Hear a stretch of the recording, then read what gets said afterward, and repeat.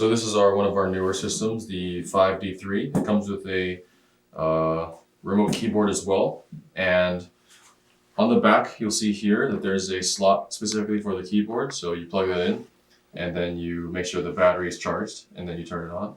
So here you have the camera, and then you have to unscrew this so that you can secure the camera. It'll come out, and then you screw the camera on.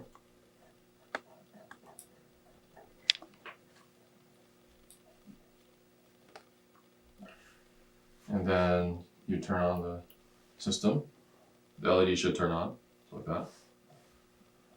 And then a loading screen will pop up.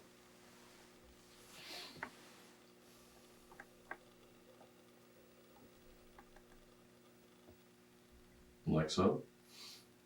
And then you'll see that it'll recognize that the USB is there. And you can see that it has self-leveling. So all you have to do here, it's all very simple. So you just click record.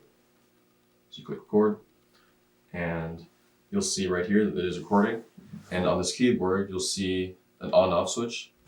You'll turn it on. You'll click connect, and then you'll type anything. You'll call it soy test. It's kind of hard to see, but it comes up here. I'll show it to the green so you can see that there actually is text here. You press enter so you can actually write messages as you're recording. And same as before, there are also photos. You can click photo. So a photo was taken, and then same as before, you can click stop.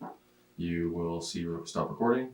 Click OK, and then you click menu to see your video. So you click system. You click OK.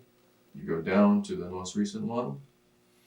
Click OK, and then you can see it.